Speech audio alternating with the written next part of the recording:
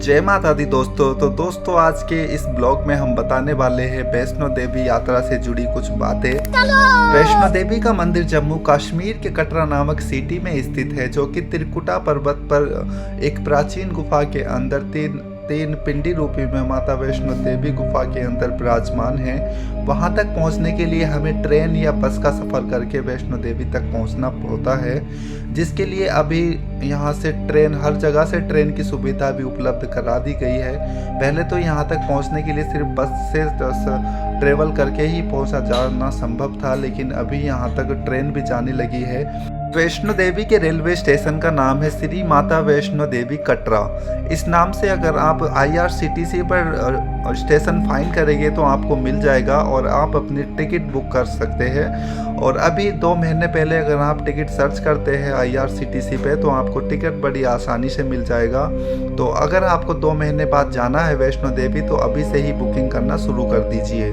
आखिर वैष्णो देवी यात्रा के लिए कितना किराया लगेगा, ये बहुत इंपॉर्टेंट क्वेश्चन है और इसके बारे में मैं आपको बताना चाहता हूँ। ये आप पर डिपेंड करता है कि आप किस तरह से ट्रेवल करके वैष्णो देवी तक पहुँचना चाहते हैं। अगर आप VIP ट्रेन जैसे वंदे भारत हो गई, अगर उसमें ट्रेवल करके जाना चाहते हैं तो उसमें आपको बहुत महंगा पड़ेगा, क्योंकि वंदे भारत पूरी एयर कंडीशनर ट्रेन है और उसके अंदर टिकट की कॉस्ट बहुत अधिक है, जो कि 1400 से लेकर 1800 तक 2400 तक की टिकट उसमें बुकिंग होती है। तो अगर आपके पास इतना ज़्यादा बजट नहीं है और आपको वैष्णो देवी जाना है तो वंदे भारत से अच्छा आप किसी अन्य ट्रेन के अंदर टिकट बुक करें। उसमें आप स्लीपर बुक कर सकते हैं। स्लीपर 400 से 500 रुपये के बीच में आपकी बुक हो जाएगी। और अगर आप थर्ड AC में बुक करना चाहते हैं तो उसमें ज़्यादा से ज़्यादा 1000 रुपये का आपका टिकट बुक हो जाएगा। और अगर आप सेकंड टायर में बुकिंग करना चाहते हैं तो वो आपका 1700 से 1800 रुपये के बीच में टिकट बुक होगी। और एग्जीक्यूटिव क्लास तो बहुत महंगी पड़ेगी। इसलिए अगर आपको सस्ते में वैष्णो देवी की यात्रा करनी है तो मैं आपको सजेस्ट करूंगा कि आप स्लीपर वाली टिकट बुक करके जाएं और आप इससे मात्र 2000 रुपये में आना जाना कर सकोगे। जिसको जाना होता है वैष्णो देवी वो तो जनरल कोच में भी चढ़कर चला जाता है, लेकिन अगर आपकी परिस्थिति ठीक है, आप टिकट खरीद सकते हैं तो आप स्लीपर का टिकट खरीद कर ही जाए, ताकि आराम करते हुए ट्रेन में बैठकर जाएं आप। और वहां पर जाने के बाद माता वैष्णो देवी की 14 किलोमीटर की यात्रा बिना थके पूर्ण कर सके। और जब आप कटरा में पहुंच जाए तो रेलवे स्टेशन पर ट्रेन से उतरने के बाद आप देखोगे कि आपको वैष्णो देवी के पहाड़ दिखाई देने शुरू हो गए हैं, जो वैष्णो देवी का रास्ता बना है, जहां से यात्री यात्रा करते हुए वैष्णो देवी तक पहुंचते हैं। वो मार्ग यहां से दूर से ही दिखाई देने लगता है, क्योंकि ऊंचे पहाड़ की चोटी पर है माता वैष्णो देवी का मंदिर। और उस पहाड़ की चोटी पर जाने के लिए जो रास्ता बने हैं पहाड़ से होते हुए जा रहे हैं, वो रास्ते रेलवे स्टेशन से ही दिखाई देने शुरू हो जाते हैं। और हमारे मन में एक अजीब सी उत्तेजना आ जाती है कि हम भी जल्द से जल्द भाग दौड़ करके माता के दरबार तक पहुँचे और माता रानी के दर्शन कर सके। ट्रेन से उतरे, आसपास का व्यू देखे और फिर रेलवे स्टेशन से बाहर आ जाए। बाहर आते ही आपको बहुत सारी चीज़ें देखने को मिलेगी। बाहर आते ही आपको ऑटो रिक्शे वाले मिलेंगे कि चलो माता के द्वार, चलो माता के द्वार। वो लोग आखिर यात्रियों को वहाँ लेकर जाते हैं जहाँ से वैष्णो देवी यात्रा की शुरुआत होती है, जहाँ पर यात्रा द्वार है। लेकिन आपको ऐसा नहीं करना है, डायरेक्टली वहाँ पर नहीं जाना है। पहले आसपास कहीं पर एक कमरा लेना है, कमरे में जाकर थोड़ा रेस्ट करना है, नहाना धोना है। और उसके बाद ढाबों में खाना पीना खाने के बाद 1 घंटे बाद यात्रा के लिए यात्रा द्वार पर पहुँचे। अगर आप वैष्णो देवी पर पहुंचने के बाद वीडियो कॉल करके अपने किसी रिश्तेदार या सगे संबंधी को वीडियो कॉल करके माता रानी के दर्शन कराना चाहते हैं, वैष्णो देवी की पहाड़ियां दिखाना चाहते हैं, तो आपको करना होगा ये काम। जम्मू कश्मीर भारत का एक ऐसा स्टेट है जहां पर किसी अन्य राज्य से जाने वाले का सिम ऑटोमेटिकली बंद हो जाता है और उसको वहां पर नया सिम खरीदना पड़ता है। वैसे ही आपको वैष्णो देवी जाने के बाद भी करना होगा। अगर आपके पास पोस्टपेड सिम है तो वो आपका वहां पर काम करेगा, लेकिन यदि आप प्रीपेड सिम यूज़ करते हैं, जैसे सभी लोग नॉर्मली करते हैं, तो वो सिम आपकी वहाँ पर पहुँचते ही बंद हो जाएगी और आप किसी को कांटेक्ट नहीं कर पाएंगे। उसके लिए आपको वहाँ से लोकल सिम खरीदनी होगी, जिसके लिए वहाँ रेलवे स्टेशन के बाहर ही कई सारे लोग रेडी लगा कर खड़े होते हैं और मात्र 350 रुपये में वो सिम देगी आपको और उसमें 1.5 GB वाला रिचार्ज, 1.5 GB वाला डेटा मिलेगा और 1 महीने का रिचार्ज भी मिलेगा, जो कि आपको ऊपर वैष्णो देवी लेके जाना है, अपने मोबाइल में डाल लेना है, अपना सिम निकाल के अपने पास रख लेना है और वहाँ का लोकल सिम अपने मोबाइल में डाल लेना है, ताकि आप नेट और कॉल वगैरह चला सके।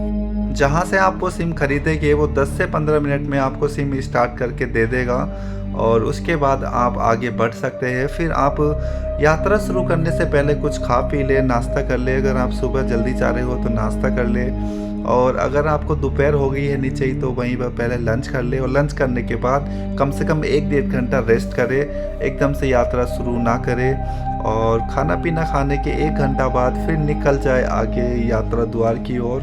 और यात्रा द्वार पहुंचने के बाद आपको दिखाई देगी थोड़ी भीड़, जो कि वहां पर लाइन लगी होती है, क्योंकि एकदम से एंटर नहीं देते हैं, क्योंकि वहां पर स्कैनर मशीन लगी है। जो भी आप लगेज लेके जाओगे वो सारा वहां पर स्कैन होगा और आपकी पूरी बॉडी को भी स्कैन किया जाएगा। कभी आप कोई असंदिग्ध वस्तु तो लेकर नहीं जा रहे अंदर, इसलिए वहाँ पर बहुत सारी चेकिंग होती है। वैसे भी जम्मू कश्मीर में बहुत ही अधिक चेकिंग की जाती है हर जगह पर, क्योंकि वहाँ पर कई चीज़ों का खतरा होता है। यात्रा द्वार पर पहुँचे और वहाँ पर अपना लगेज स्कैनर में रख के स्कैन करवा दे और आगे बढ़ जाए।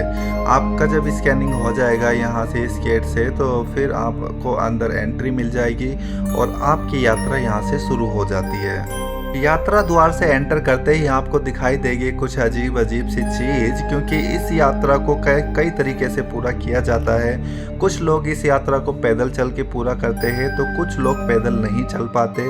उनके लिए यहाँ पर पालकी की सुविधा है, खच्चर की सुविधा है और हेलीकॉप्टर की भी सुविधा है। हेलीकॉप्टर की सुविधा यहाँ से नहीं है, वो वहीं रेलवे स्टेशन के आसपास एक प्लेटफॉर्म बना हुआ है, जहाँ से आप हेलीकॉप्टर की भी बुकिंग कर सकते हैं। यदि आप पैदल यात्रा करने में सक्षम नहीं हैं तो आपको यहाँ से पालकी कर लेनी चाहिए या खच्चर की बुकिंग कर लेनी चाहिए। उसके पैसे तो आपको पे करने पड़ेंगे और ये लोग ऊपर तक सीधा माता के भवन तक छोड़ कर आते हैं।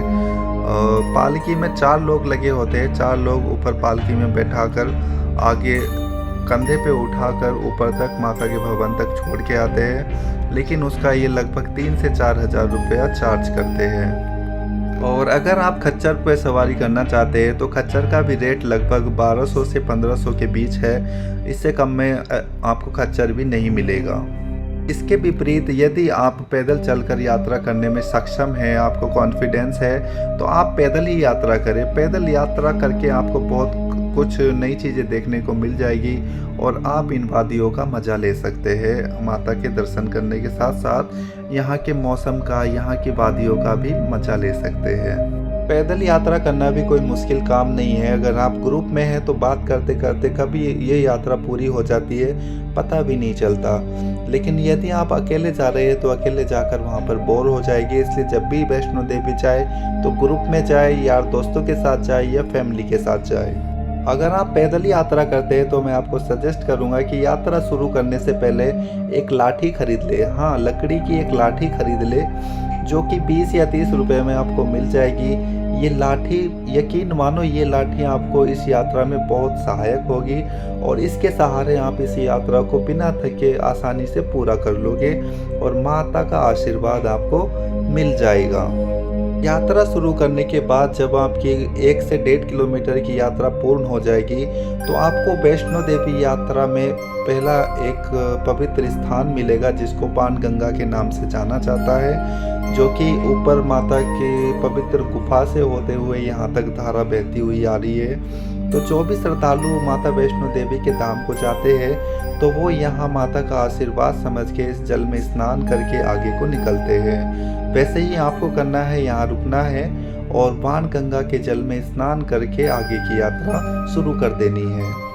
बाणगंगा के बाद 2 किलोमीटर आगे चलने पर एक दूसरा स्थान आता है जहाँ जिसे चरण पादुका के नाम से जाना जाता है। कहा जाता है कि जब भैरवनाथ माता वैष्णो देवी का पीछा कर रहा था तब वैष्णो देवी यहाँ पर रुकी थी और पीछे मुड़कर भैरवनाथ को देखा था, तब उन्होंने अपनी चरण पादुका का यहीं पर त्याग कर दिया था। तो यहाँ चरण पादुका दर्शन करने के बाद आगे की यात्रा शुरू करें और यहाँ से 6 किलोमीटर ऊपर चढ़ने के बाद आता है तीसरा पड़ाव जो कि अर्धकुमारी के नाम से विख्यात है।